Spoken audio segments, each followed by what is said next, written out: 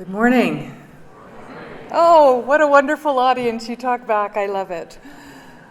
Welcome, everyone, to the 21st Wace World Conference hosted here on this beautiful campus at the University of Cincinnati, which, as many of you know, is the birthplace of cooperative education over 100 years ago.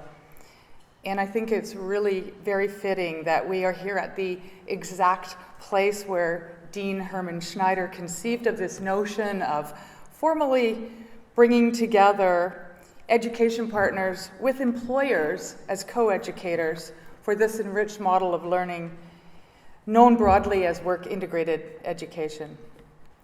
What was then really a revolutionary idea, I think some of you have heard this story, that was barely passed by the Board of Governors here at the University of Cincinnati to accept this experimental co-op model, has actually now become an evolutionary idea, with the model itself powered by co-op changing in so many ways and taken up around the world to accommodate the particular local needs. In fact, work-integrated learning in some form has now become a mainstay of every quality post-secondary institution around the world. And this international community here that has come together in Cincinnati some 114 years later is living proof that the idea was not only a good one for students in Cincinnati, but indeed a great one for the world. Not only for the 20th century, 1905 Cincinnati, but indeed, and even more so, for the new millennium. So our conference theme, Inspire, Innovate, and Evolve, speaks to what Wace, the World Association, has been trying to do in this space for the past 36 years of its existence. To inspire all global institutions, employers, and students alike to engage as partners in this impactful model of education. To innovate in terms of the model itself even, adapting so that all disciplines and employment sectors, beyond those that were rooted in the engineering of 1905, in which co-op was established, can participate. And finally, to evolve as a learning model in ways that address rapidly changing needs of the new global economies, while holding fast, we hope, to the attributes of quality work-integrated education programs that we have come to understand through our practice and through research over the past 100 years of this grand experiment. This conference also marks the launch of two important documents that will serve to guide the World Association in the years forward. The first is our new strategic plan, focusing on broadening the association's impact and capacity through sustainable new approaches to our business. And the second is the Global Charter for Cooperative and Work-Integrated Education, an outcome of the strategic planning process that coheres a lot of what we heard was important from our members and unique about the association's collective knowledge and skills in the area of work-integrated education. And you will hopefully learn more about both of these throughout the conference, and will experience some of the key themes embedded throughout these documents, such as the importance of quality, program design and assessment, the values of equity, diversity and inclusion in our work and in our preparation of students for the workplaces they will enter, and in particular how those values play across borders, obviously geographic borders, but also cultural borders, ideological and political borders, and even within the employment sector itself, between different sectors and different companies. And how do we help our graduates navigate these tricky and often, as Donald Schoen from MIT would say, messy spaces? How do we really prepare them to be citizens of the world, ready and motivated to take on work in this world where employment is somewhat borderless, and the talent identification and recruitment pipeline is most assuredly a global one? So we hope to stimulate the collective thinking on these and other questions, starting with our keynote speakers and throughout the over 100 concurrent sessions in which you will hear about these Wace and World Conference themes. Today we have the absolute honor of hearing from the former Director General of UNESCO to talk about the critical importance of education, and we hope, in particular, work-integrated education in addressing important issues of global concern. Tomorrow, we will hear from the IT sector. SAP and some of the graduates and undergraduates which are working within that large multinational group of folks in the IT sector and within that company in particular. They're going to share with us about their talent pipeline and how they work with top work-integrated education institutions and their students to develop their borderless workforce of the future. And Wednesday, we'll hear from 3 industry experts on the role of equity, diversity, and inclusion in the current employment environment. So I hope we'll be challenged to consider more deeply how we're addressing these issues with our students, with our staff, with ourselves, within our employment environments, and how we can more fully take advantage of the wonderful resources and experiences that will be shared at this conference. Perhaps our most important work for those of us in the room here is that of collaborating, mentoring, sharing, and connecting. The greatest value and privilege of Wace events for me has always been the opportunity to do just that, to chat with others committed to this same work from around the world, face to face. What a privilege. Maybe over a meal or a beverage sometimes, and learning that even though we operate literally worlds apart, our challenges are fundamentally not that different. And even more importantly, discovering that in spite of our distinct cultures and contexts, the solutions to those challenges are also often not that different, and they become so much more powerful when they're shared. So welcome to all of you from around the globe to this 21st World Conference in Cincinnati. I hope Herman Schneider is looking down on us right now, proudly seeing so many of you from around the world coming together on his old stomping grounds, committed to continuing to evolve the ways in which business, industry, and education can work together to provide the best possible learning experiences for the development of a productive global citizen.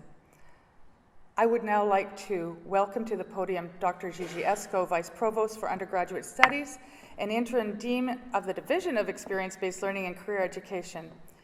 As a senior member of the Vice Provost team, the Provost team, Gigi provides vision and leadership for the numerous university programs under her guidance, including experience-based learning and career education, the Learning Commons, the Center for the Advancement of Teaching and Learning, and the University of Cincinnati General Education Program. Gigi? Thanks, Nancy.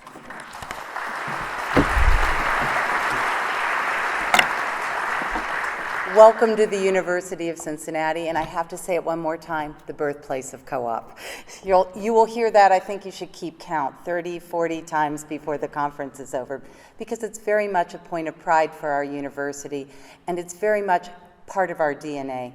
We are so excited to host you here. This has been a work of love and hard work that involved a team of brilliant people I get to work with every day. We have about 70 faculty and staff who have been very committed to making your visit wonderful, working very closely with the Wace organization. So welcome, we're very excited to kick this off. I want to just spend a second telling you about the division, and then I want to encourage you to participate and listen to some of the different sessions where members of our community will be speaking today. The division continues the work of Herman Schneider. We place about 8,000 co-ops a year. Our students earn approximately $70 million in wages to defray the cost of higher education. We also have a very large experiential learning program that places more than 30,000 baccalaureate placements a year in the community. So this is the work of the division, and we will be very excited to talk to you about it. But for today, it's my great joy to introduce our president, Dr. Neville Pinto, to welcome you as well. So Neville is a true co-op man in the sense that he is a chemical engineer, and he came through the ranks here at the University of Cincinnati. He's a professor in chemical engineering, then he became associate dean of the College of Engineering, then he became dean of our graduate school. Then he left us for a short period where he served as dean of engineering at the University of Louisville, interim provost, and interim president before returning to UC in 2017 to be our 30th president. He has really helped us strategically focus our efforts with a a strategic plan that has among its platforms an innovation focus. In that innovation focus, we are really excited because there is a perfect pairing between the goals of the charter and the work of the university. In particular, we have 3 pathways, one that relates to inclusive excellence, and one that relates to 1819 Innovation Hub, which I want to point out is both a place where you will be visiting today, but also an idea about how universities can partner brilliantly with local business to really impact the community and change the innovation agenda for a community by peppering young students into the workplace and by allowing for the free exchange of ideas and research for translational work. And then finally, Co-op 2.0. Co-op 2.0 is our attempt to re-envision cooperative education, to think about ways not only to include traditional audiences, which might include engineers or design students or IT students, but all UC students so that they can learn from this powerful pedagogy. So it is a great, happy coincidence that the charter and the work of UC is perfectly aligned at this time, and I think our president will like to share some of his thoughts on this. Thank you very much.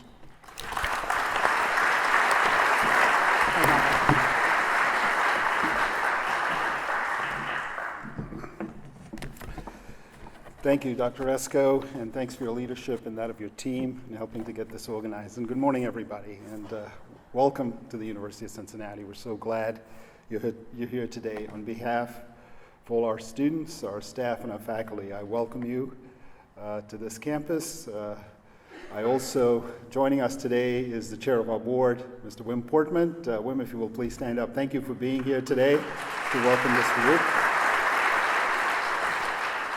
And if you have had time to wander around campus, early in the morning, most campuses are quiet because students tend to get up late, but we are actually in our summer term, so it is relatively quiet on campus. We have a few students here, but even those students are busy studying because this is final week for the summer term and they will not be wasting time on campus. So it's a quiet campus.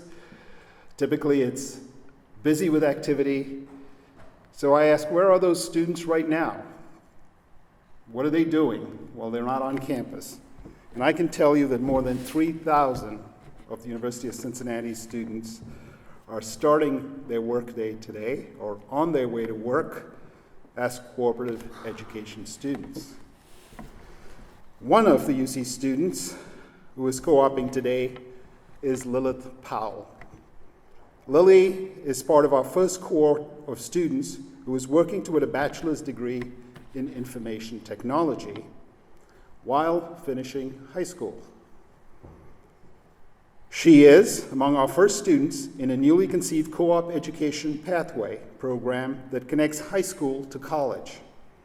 Lilly has successfully completed the high school portion and has now transitioned to the University of Cincinnati campus, bringing with her a year of college credits earned in high school.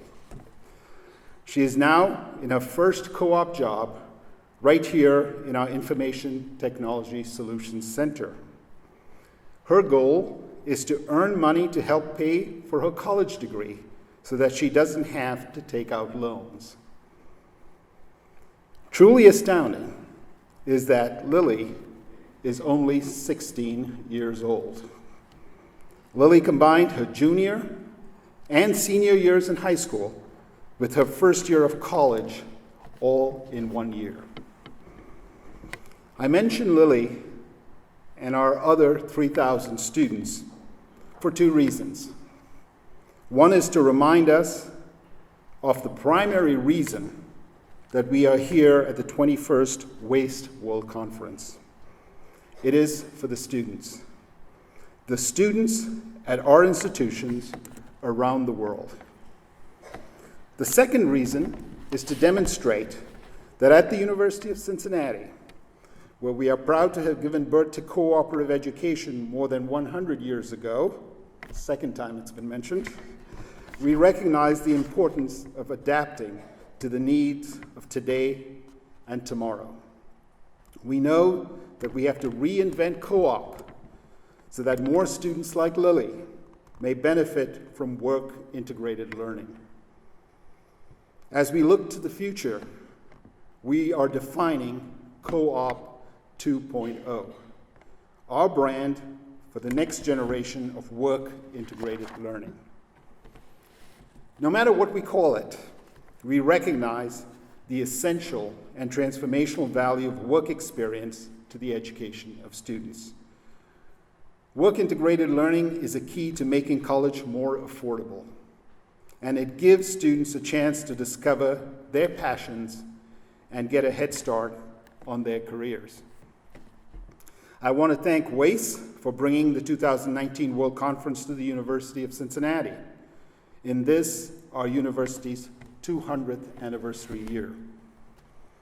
Without question, one of UC's seminal contributions to higher education over the course of our 2 centuries of existence has been the creation of a co-op model that is now emulated at hundreds of universities across the world.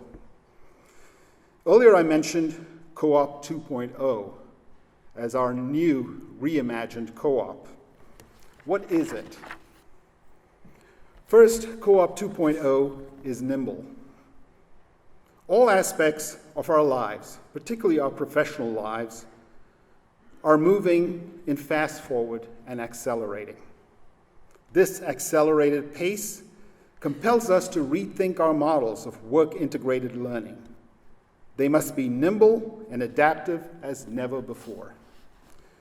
In the United States, studies show that by the year 2027, the workforce will experience 6.5 million job moves caused by disruption and displacement.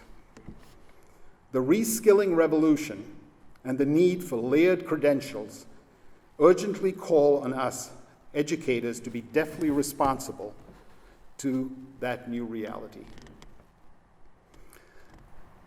Second, Co-op 2.0 is aligned with today's economy. The knowledge economy has dramatically changed the skills our students need to thrive. As an example, manufacturing today demands a completely different set of workplace skills, with automation and artificial intelligence dramatically altering the landscape. And the demands may not be what you expect. An analysis by Cisco suggests that uniquely human skills are becoming essential as robots replace physical work. In the 21st century, the workers that will flourish are those who combine skills in critical thinking, creativity, and human connections.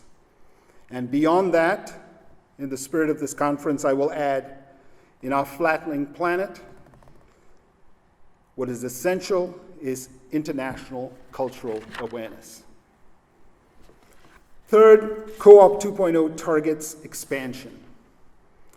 Our new models for co-op and work-integrated learning expand the definition of co-op to include internships and other paid forms of hands-on experience that are not the traditional full-time job assignments. They are career-oriented, transcripted, and compensated. They require academic preparation, faculty mentorship and assessment, and guided student reflection that integrates the work experience to student learning goals and their academic curriculum. In my view, this last point is the most important aspect of co-op. Expansion also means expanding the number of students that are earning while learning by extending into all majors, not just the traditional few in health, engineering, information technology, and business. Allowing every student with a desire for co-op, no matter what their major, to participate is vitally important. And finally, Co-op 2.0 leverages technology. Because of technology, time and space are not as rigid as they once were. Students can work anywhere, anytime, for any employer in virtual space, as long as they have digital connectivity. As we redefine the time and place constraints of work-integrated learning, we must collaborate closely with co-op employers to leverage the enormous flexibility that new technology will present to us. These are just a few thoughts that I hope are useful to your thinking. There is an outstanding line of speakers and sessions that the planning team has arranged for this conference. I know these will challenge and motivate us. And speaking of the Planning Committee, let me thank the Wace leadership, including President Nancy Johnson, former UC President and Chancellor Emeritus of SUNY, Nancy Zimpher, who has personally taken time to keep our planning on track. And as I said earlier, our UC planning team, led by Vice Provost Gigi Esco and Associate Professor Todd Foley, for all of their diligent work in making this conference possible. How about we show them a round of appreciation with a round of applause. Thank you.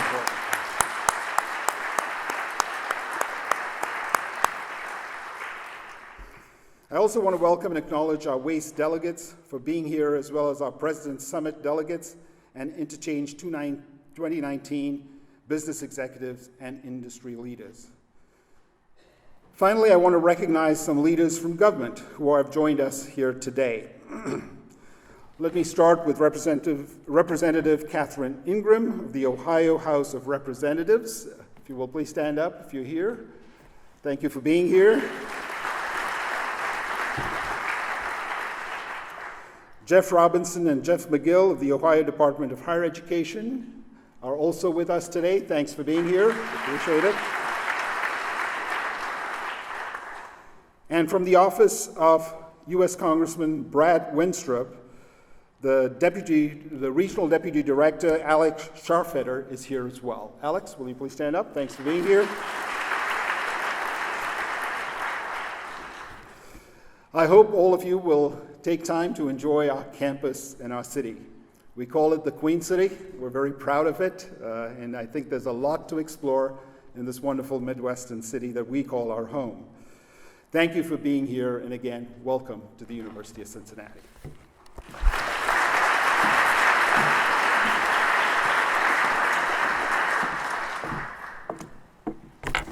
Thank you very much, President Pinto. It's now my very distinct pleasure to welcome to the podium someone that is already quite well known, I think, to many of you here today. She is the former president of this fine institution, amongst a few others, and most recently Chancellor Emeritus of the State University System of New York, as well as a very long-standing Wace Board member and tremendous champion of cooperative and work-integrated education. I ask you to join me in welcoming Dr. Nancy Zimpher to the stage. Nancy? Well, good morning, everybody. I am absolutely thrilled that this moment has finally come. As you might imagine, when you have a biennial conference, you fret for 2 years, and then it finally arrives. And it arrived here at the University of Cincinnati, which makes us all really, really proud. And I do want to thank you, President Pinto, for your hospitality, for the leadership of the team that you put together to make this a reality. It's just great to be here.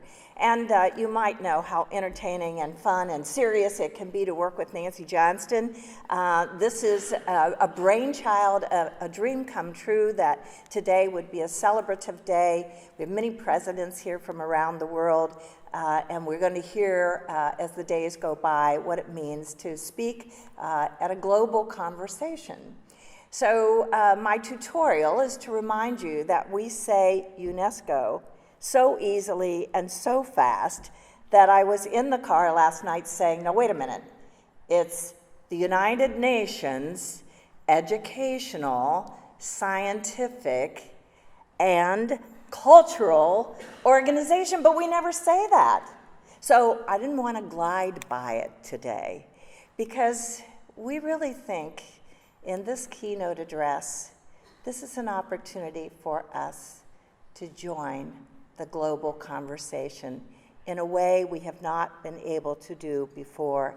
It lifts the World Association of Cooperative and Work Integrated Education, and it lifts all the institutional members. So we're very excited to introduce you to Irina Bokova. I think most of you know that she was the former Director General of UNESCO for 2 four-year terms between 2009 and 2017. She hails from Bulgaria, was educated at Moscow State Institute, and also by way of time at the University of Maryland as a fellow and the John F. Kennedy School of Government at Harvard. She comes to us with a long career in her work with the United Nations, the department at the Ministry of Foreign Affairs for her home country of Bulgaria, and provided many leadership roles for her country before she took on the world, as you might say. As Director General of UNESCO, Irina Bokova was actively involved in international efforts to advance quality education for all, the protection of the world's cultural heritage as a humanitarian imperative and security issue, to strengthen the foundations of lasting peace. That's a lot to say in one sentence, but it is the essence of her work. She has contributed substantially to the elaboration of many of the Sustainable Development Goals. You'll hear about that today. New technologies for sustainable development, gender equality, inclusive societies, strong and accountable institutions. She also has served as Executive Secretary of the Steering Committee of the United Nations Secretary General Ban Ki-moon's Global Education First Initiative. And there's just so much I could say and so little time. She actively promotes the culture as the driver for development, along with science diplomacy and cooperation. So she brings to us a wealth of experience. She has been recognized by the Forbes list of the world's most influential women, noted in 2016, and she has received state distinctions from countries across the world and is Doctor Honoris Causa in more than 40 universities around the world. And did I say she was the first woman Director General of UNESCO and the first Director General from Eastern Europe? Ladies and gentlemen, please give a wonderful, warm Wace welcome to Irina Bokova. Irina? Thank you. Again, we are so thrilled. Thank you. So kind Enjoy of your you. time. We'll Thank be back up. Thank you very much, Nancy, for this so kind presentation. I was listening behind the stage and I said, I wish my mother was here.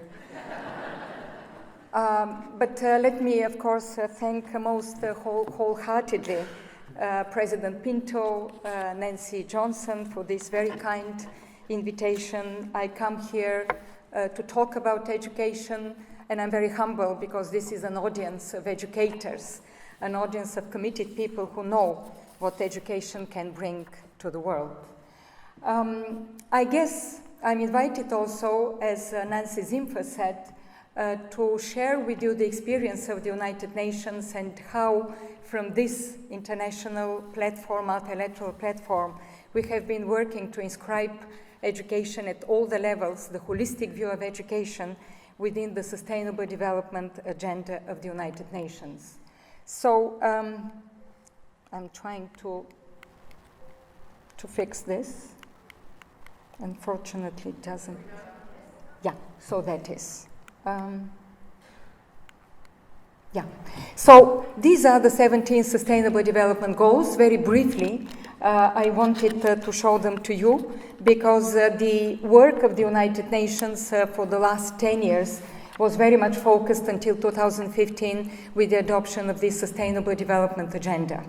And this Sustainable Development Agenda with the 17 goals and 169 targets for each of the goals is, as you see, quite comprehensive, very ambitious, and covering all aspects of the social, economic, and environmental development in the world. What is very important for this, I think, that it is the interlinkages between the different goals that matters.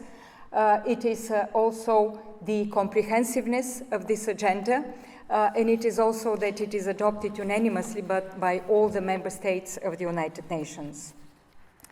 What we see here, of course, and you can look at that, I will focus more on goal number 4 further on, which is about education, and closely linked with the goal number 8 about decent work and economic growth, and try to show how these two interact with each other in the current perspective. But I think that we can hardly distinguish or hardly divide any of these sustainable development goals from each other. Education goal number 4 is critical for the gender equality. Goal number 5 is critical, of course, for goal number 8. It is equally critical, I think, for reducing inequalities, and I could continue the list of these sustainable development goals. The underlying, I would say, dimension of this new agenda, as I said, the 5, as we call them, the 5 Ps, that it is about the people, it is about the prosperity, it is about the planet, it is about partnership, and at the end of the day, it is about peace. I think the 3 elements, as we call them, the core elements, the social inclusion, economic growth, and environmental protection that is so closely linked with each other, are inscribed almost in each of the 17 Sustainable Development Goals.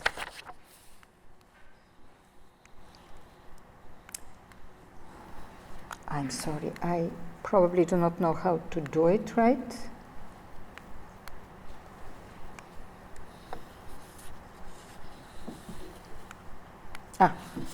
Now, speaking about education, the educational agenda, you may know that the previous concept, United Nations concept about education, was the education for all concept, which was adopted. It became in the 90s with the big conferences that UNESCO organized in Jomtien in Thailand. Then it moved, it was adopted by the United Nations in 2000, inscribed into the Millennium Development Goals.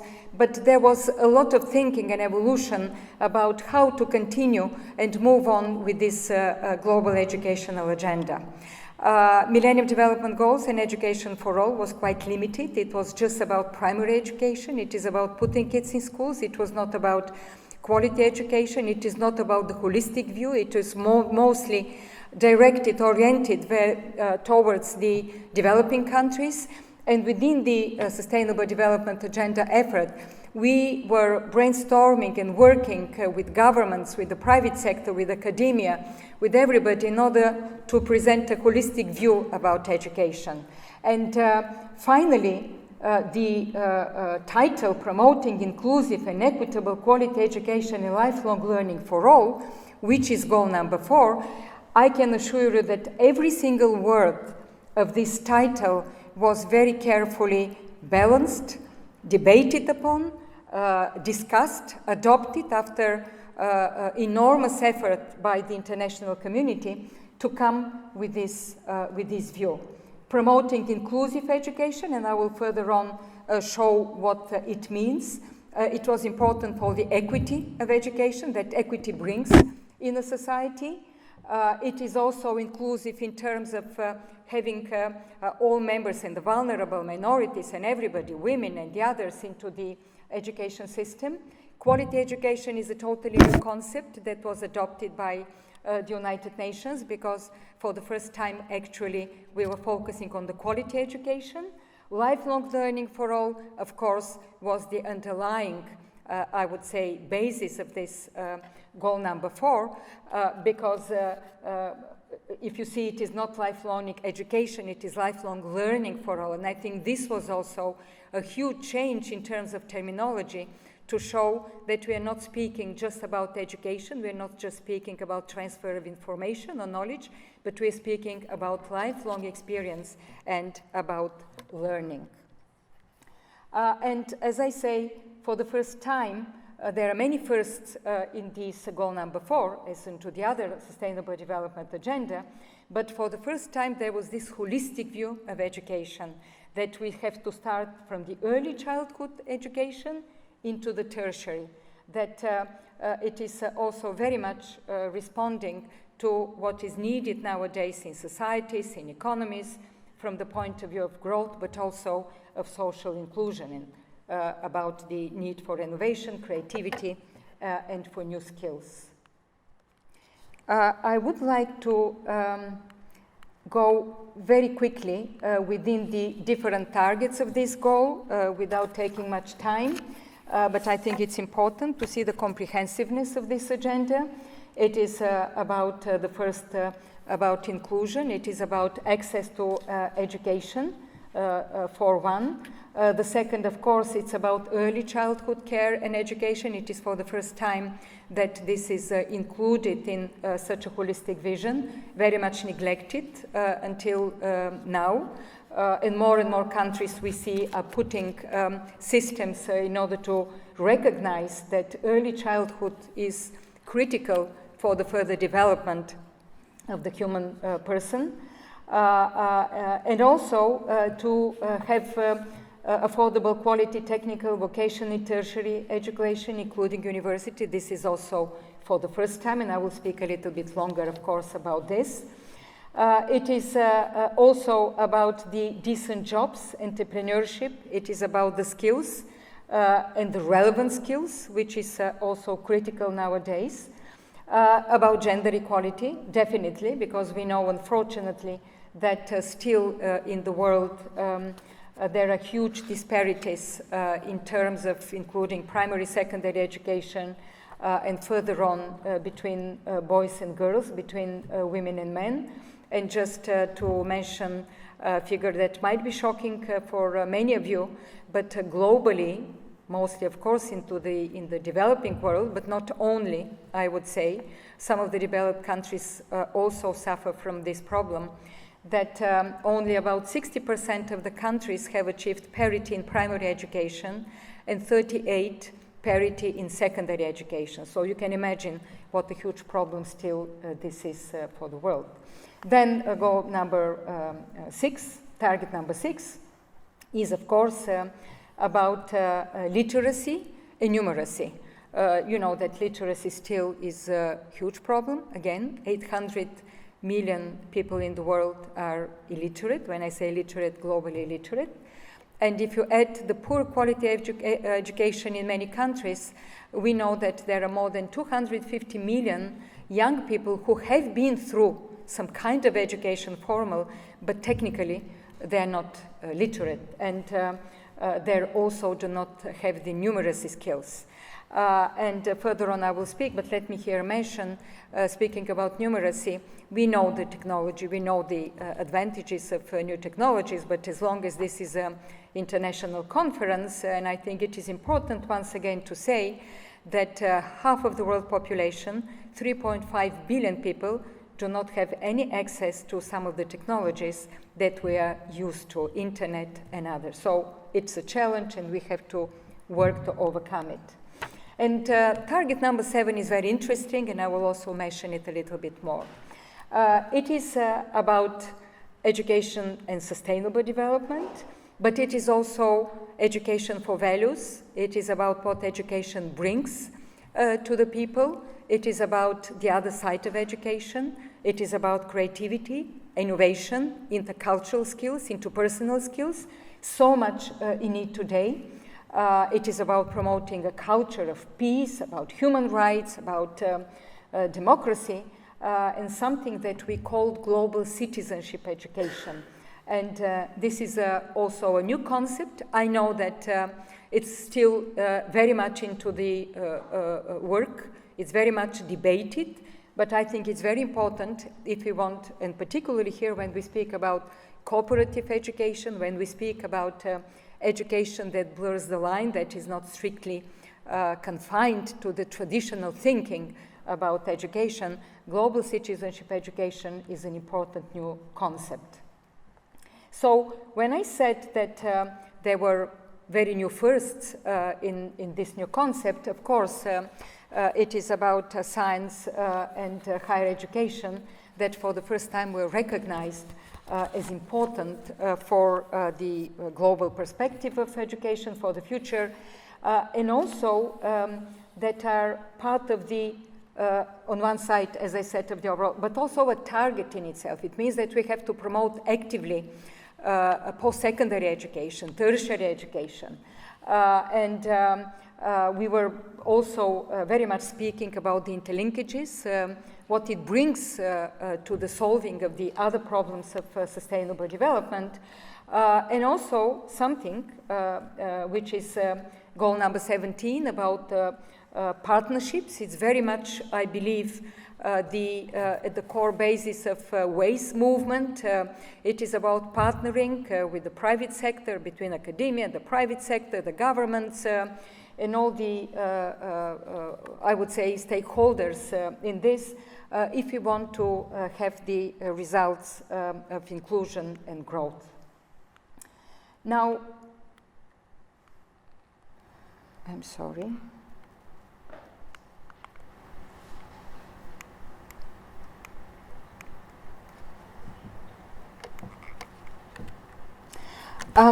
Here, just briefly to mention also goal number 8, which is about the economic growth, about decent jobs, the employment, decent work for all. When we were working for the formulation of the goal number 4, we were very much working with the International Labour Organization, with unions, with the private sector in order to come to this important also goal, which is about, I just picked up, they have 10 targets. It's a very elaborate goal. I picked up 2 who are relevant to the discussion today, which is about high level of productivity, technological innovation, but also about entrepreneurship, about job creation, and what is very important, as I said once again, it is that it recognizes the key role of education, of lifelong learning, and of training. So, speaking about the new firsts, I would like just briefly also to mention that it speaks about 12 years of free education for the first time, and it mentions the importance of high education. High education linked also to science, in cooperation with policymakers, with business, with the scientific community. I think it was very important, this recognition, to be inscribed in such a document. And also that when we speak about higher education and education globally, that it is, as I said, not about technical transfer of knowledge, but about problem awareness, about systemic thinking, and that they have to be citizens to participate in this transformation process.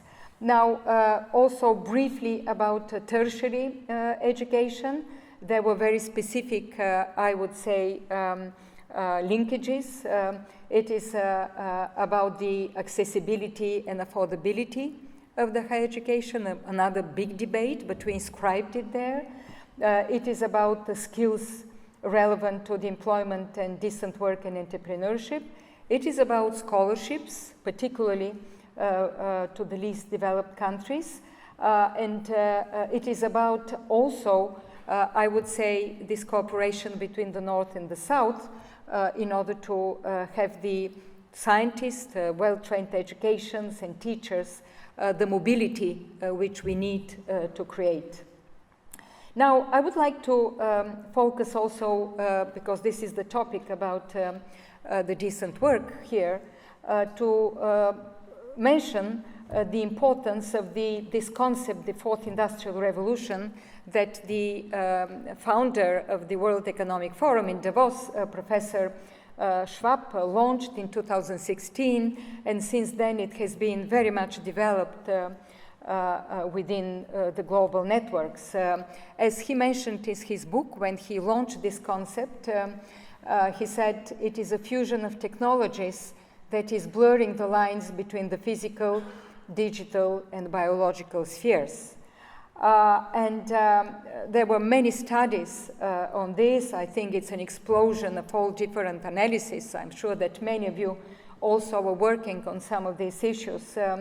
Just a very, very recent World Economic Forum white paper, describe and linking it very closely once again to education, which is quite a new phenomenon for the World Economic Forum.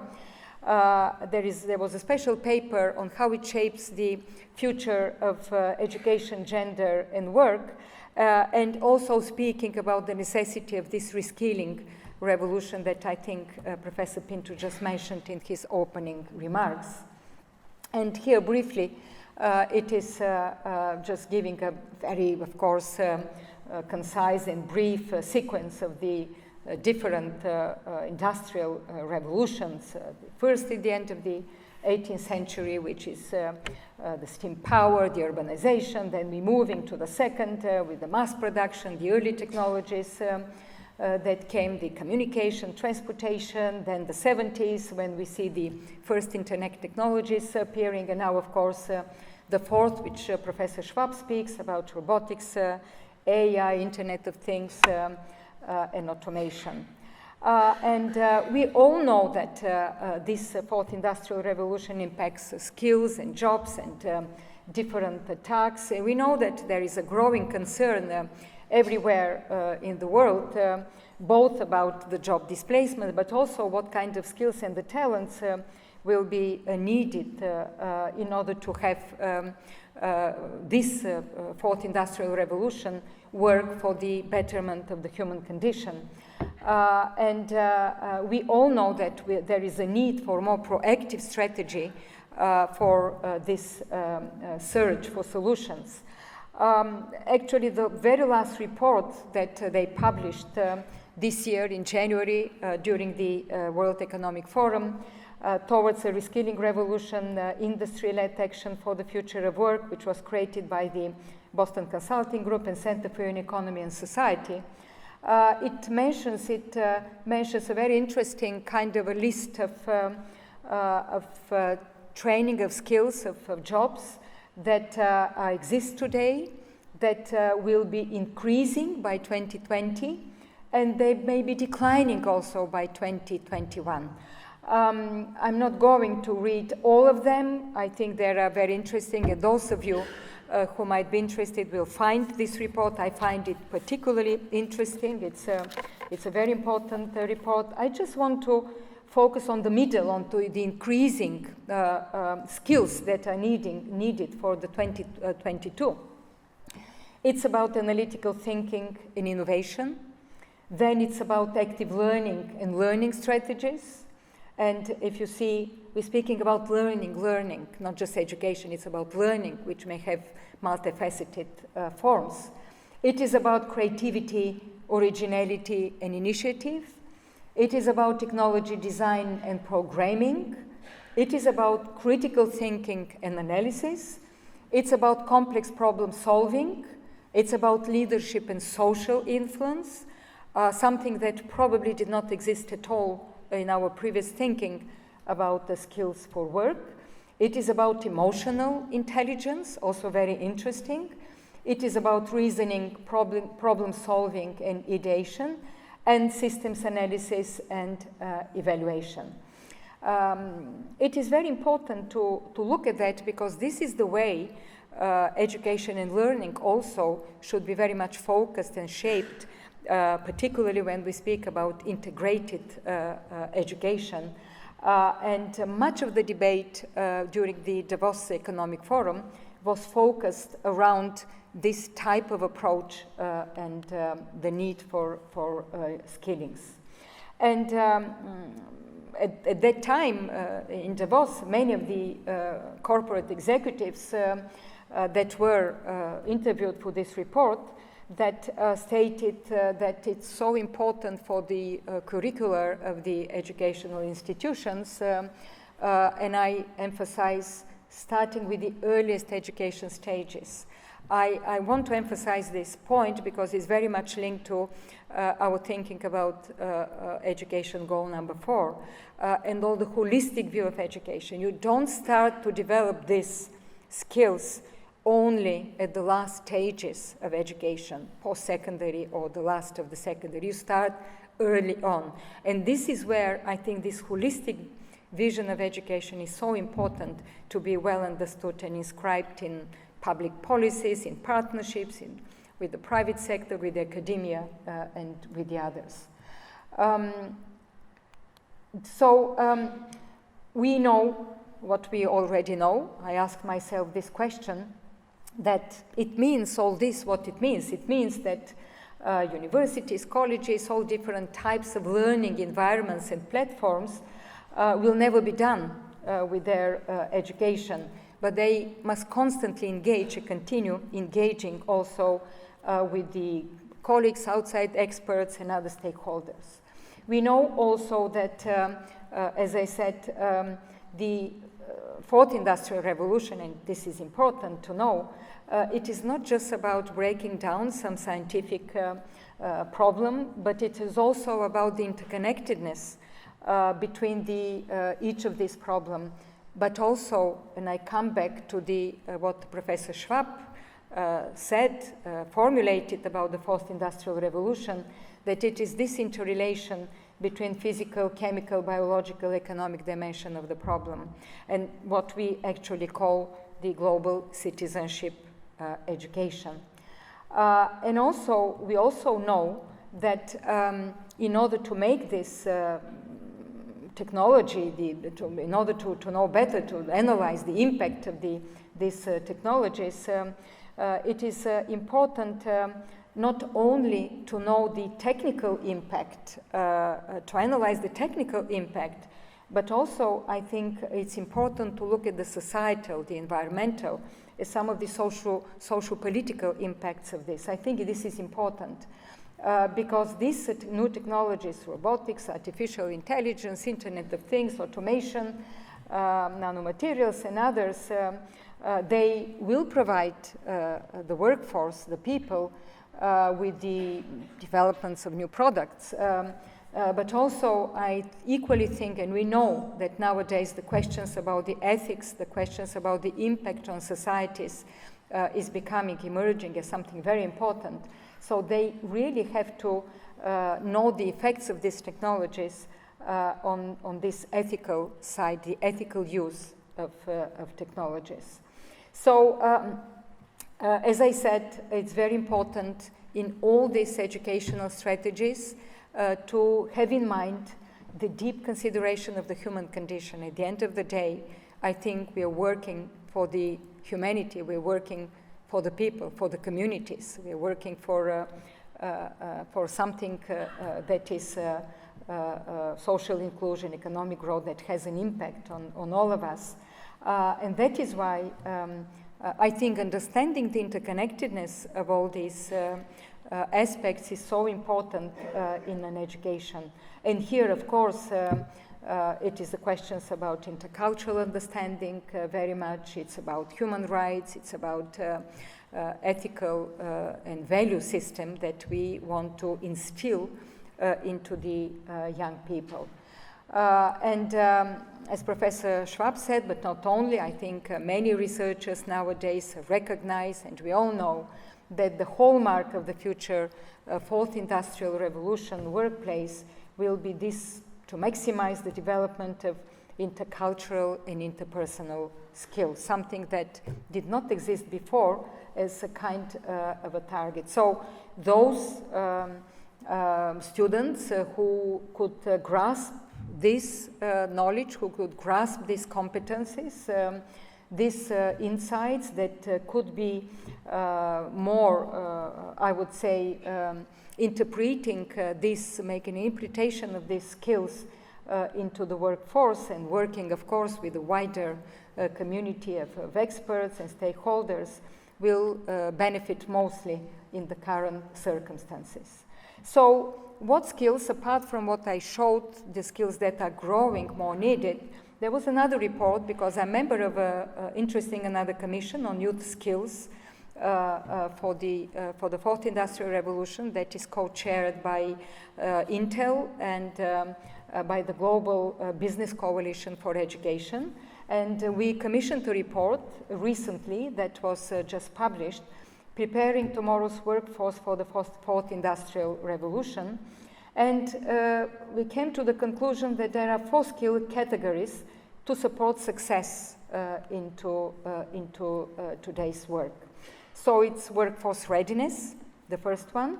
The second, soft skills. Third, the technical skills. And fourth, entrepreneurship.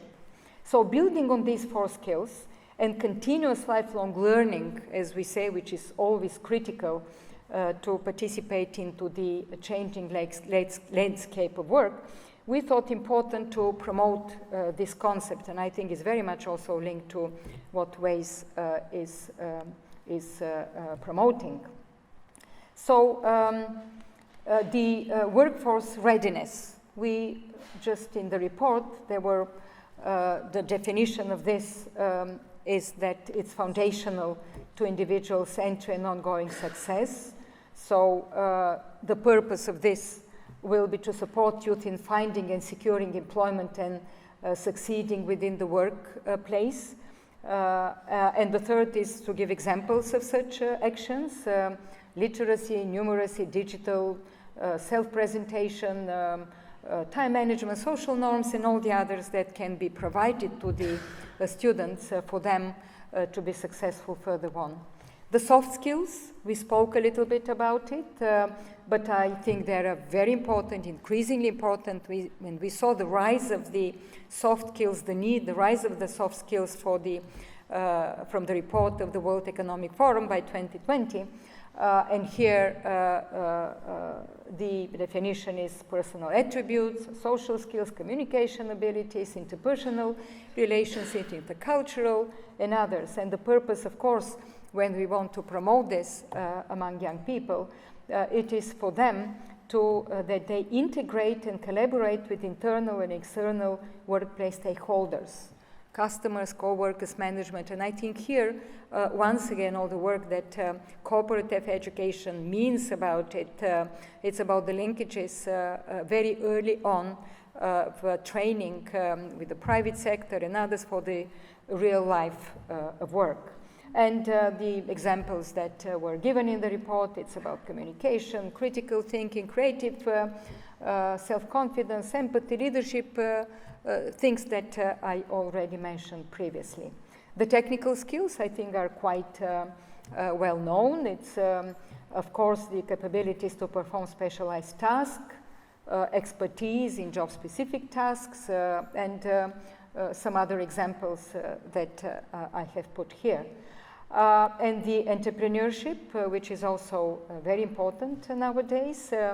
It's about success in creating and building a workplace opportunity or ideas. It's the purpose, of course, supporting young people either with the creating their own business or to be innovative and creative within a larger work environment. And the examples of such skills, of course, it's creativity, ingenuity, risk-taking, courage, resilience, and all this very important. What I want to mention here is that all of these four sets of skills should be taken into their complexity, into their integrity. It is not about taking only one and say this is the way we will solve the problem with the job creation or with the inclusion and growth.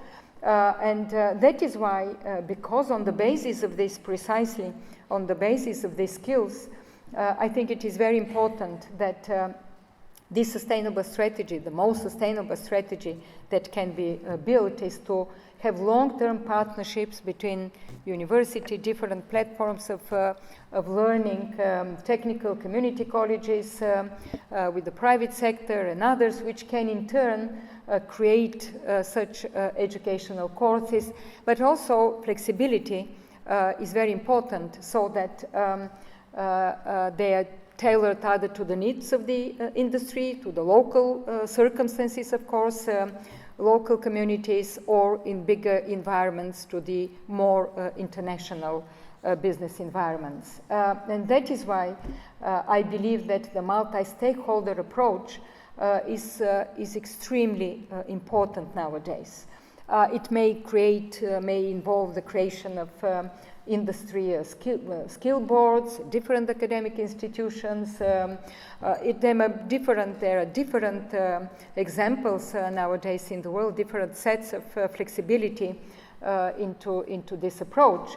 But I think it's very important that there is this link to find the common, I would say, ground, because at the end of the day, the needs of the labor market and also the needs of a society because it's, at the end of the day, we're speaking about the societal ecosystem. It's very important to have this multi-stakeholder approach. And I will end here my presentation in order to have time probably for a little bit of exchange. I just couldn't not include one of my favorite quotations from Nelson Mandela about education, because I really believe that with education we can change the world. I probably should have continued to say for the better, because I think it's very important. You may change the world in different manners. So change the world for the better, I think it speaks by itself, having in mind who said it. Somebody that changed the world for the better, his country, but also the world. So thank you for your attention.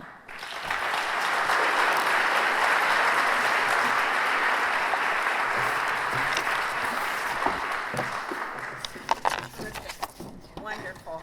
Such complementarity between the vision and mission of Wace and the ambitious goals of 2030. We're going to get a little better acquainted. Nancy and I are going to join Irina, and you'll be right here.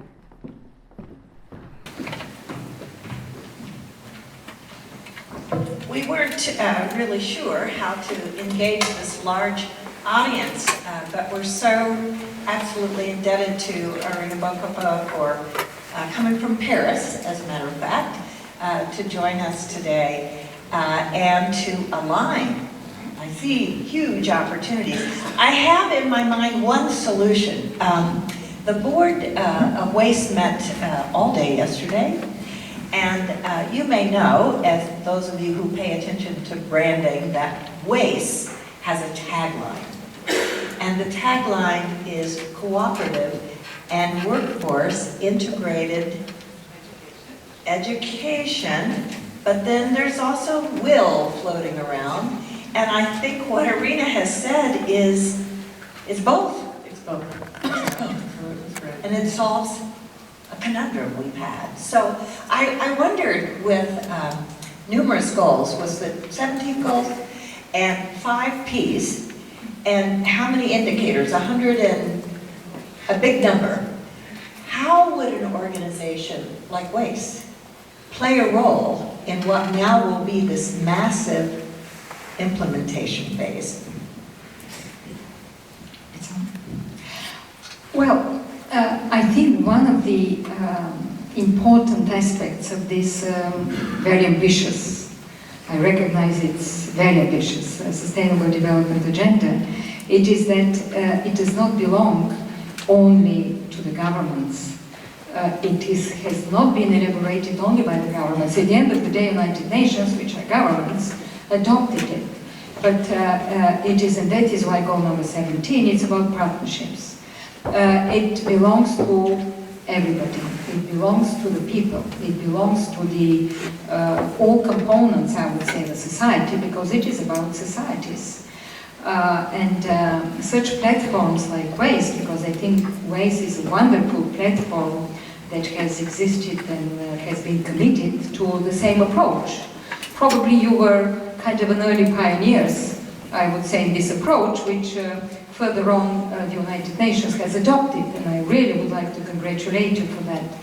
But you can be an extremely valuable partner into this.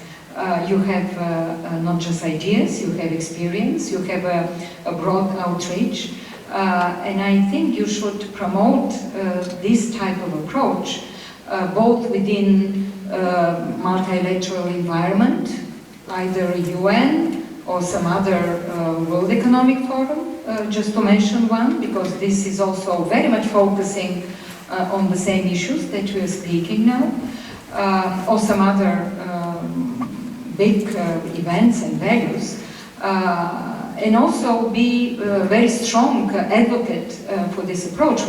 I think UN and UNESCO and UN and others who are involved, they really need supporters, they need advocates, they need people who are committed, who believe into the same approach in order to create the environment in the different countries, working with governments, with the private sector.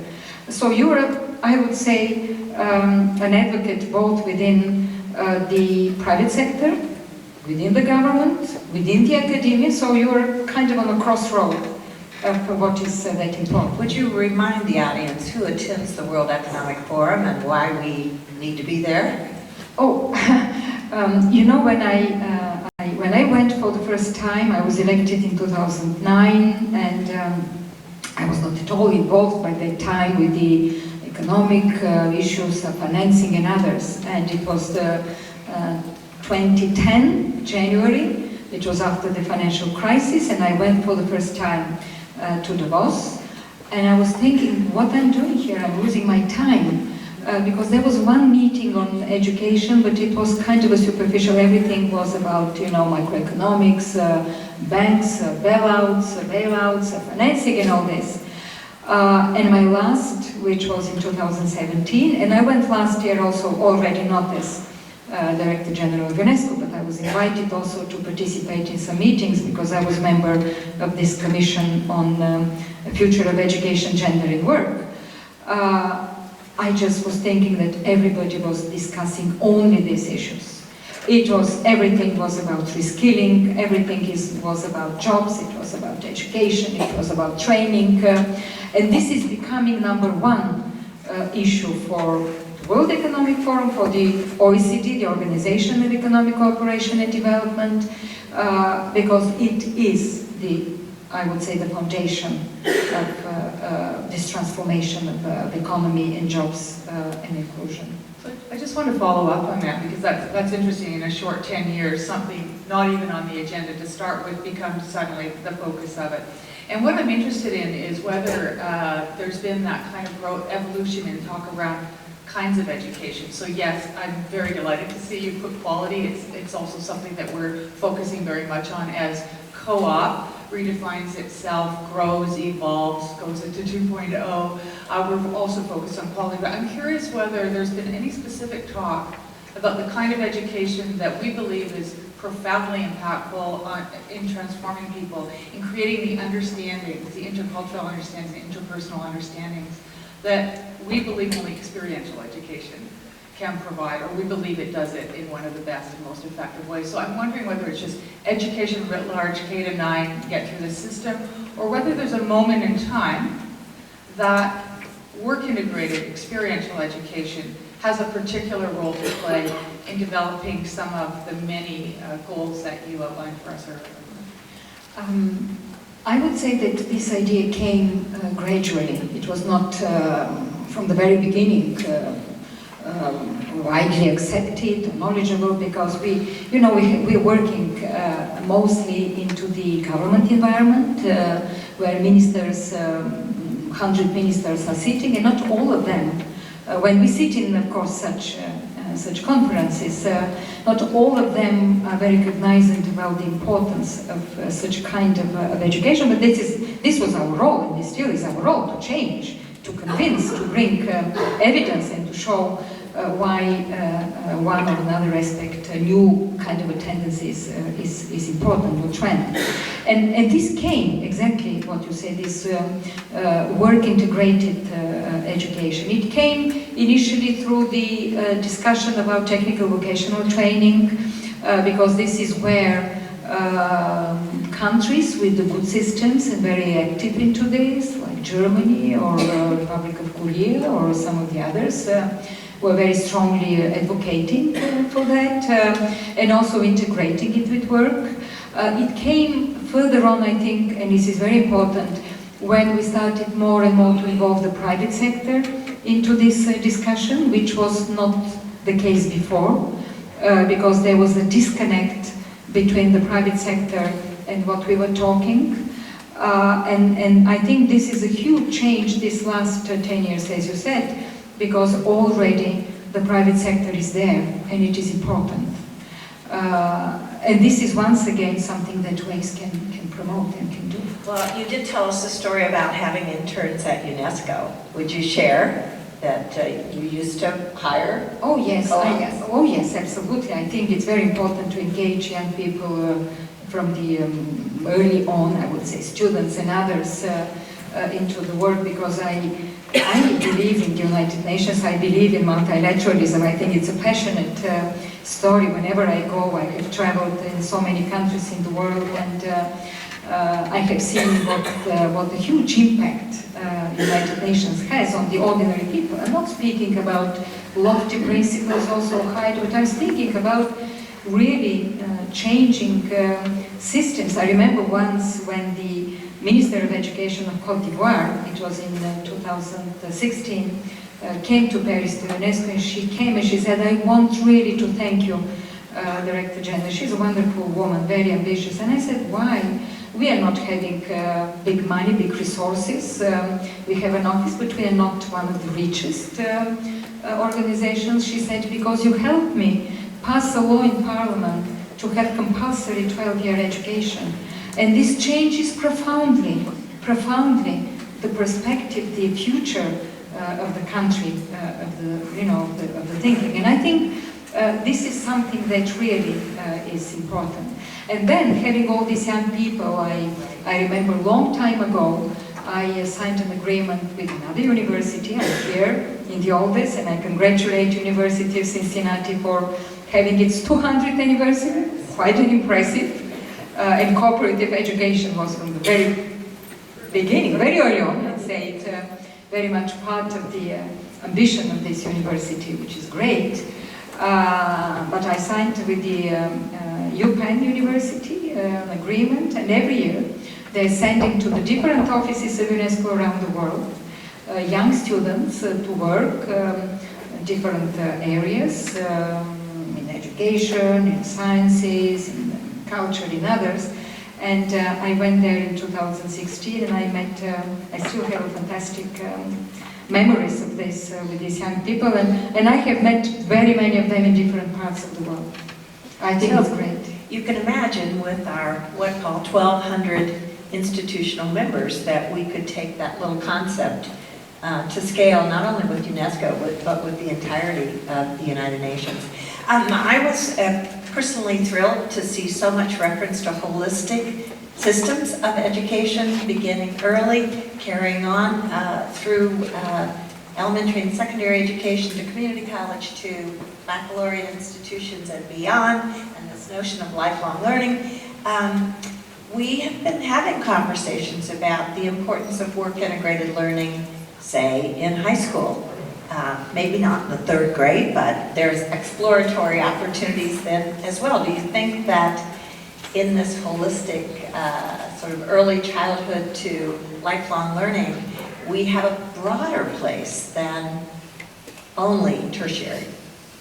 Oh, absolutely. In experiential. Oh, yes, absolutely. I think there was and still is a big debate, but when I remember in the 2010, 11, 12, there was a big debate into the run-up to the preparation, adoption of the goal number 4. There was a huge debate exactly about this type of approach towards learning, that we should not confine strictly students to this system, another system. We have to open it, we have to make it closer to the real life, if I may say, to the experiences, different experiences. That is, even if you take strictly the system of Tibet, technical vocational training, in many countries, they were very closed, they were very confined, and not with, I would say, with some good image. And this was a big problem of how to redraft, how to reinvent them in a different way, so that on one side they become open, both to the tertiary and to wider, I would say, opportunities, but also to make them more attractive to the society and to the people. And it still is a challenge, I have to confess, in very many, particularly in the developing countries. It's a big challenge, but it is also one way to create growth and economic development.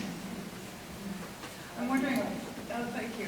Yes, I'm wondering on that notion of a challenge, do you think there's a particular role that work integrated learning place, and maybe no other kind. I'm sorry to harp back to this, but these are a group of folks who are passionately committed to this model of education. And I really like this notion that we have to be careful to not get caught in the traps of older years of determining that someone in grade 9 is going to be a carpenter, and away they go, and there's no other. We all know now that we all have to be prepared to cross multiple boundaries, multiple careers. I believe the number I last read was between 9 and 11 careers over a lifespan. So this false notion of linearity and training to be a something is gone.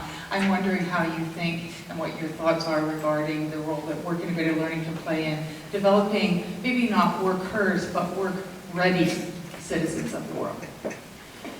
I do agree with you that it is one of the challenges nowadays when we want to I would say remodel the perception about education, and that is why I just mentioned several times that we speak more about learning, not just education, and I really insist on that because the concept of lifelong learning that nowadays is I would say more or less widely accepted. It was not very well, I would say, understood what it is all about. People were speaking, they thought that lifelong learning is linked more with literacy, with some secondary, I would say, not that important. Efficiencies. Yeah, exactly. So it was not the actual... Remedial. Yeah, exactly. So nowadays, I think we have made a big shift. I would say paradigm shift even into the thinking about it.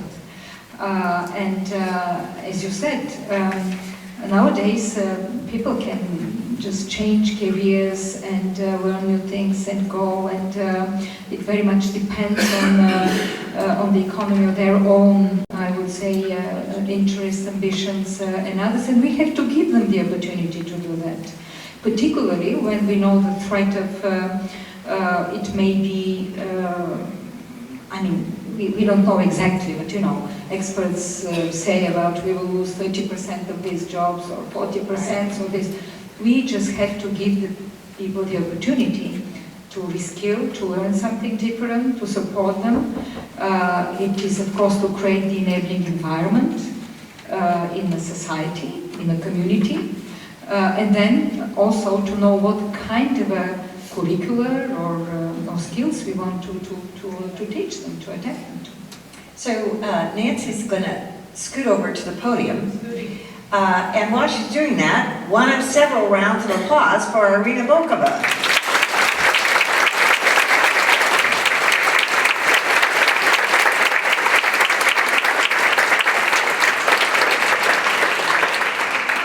On behalf of all the delegates at this 21st World Conference of Wace, Irina, I want to thank you so much for cutting into your busier post-retirement life than you ever anticipated, and we are very privileged to have had you.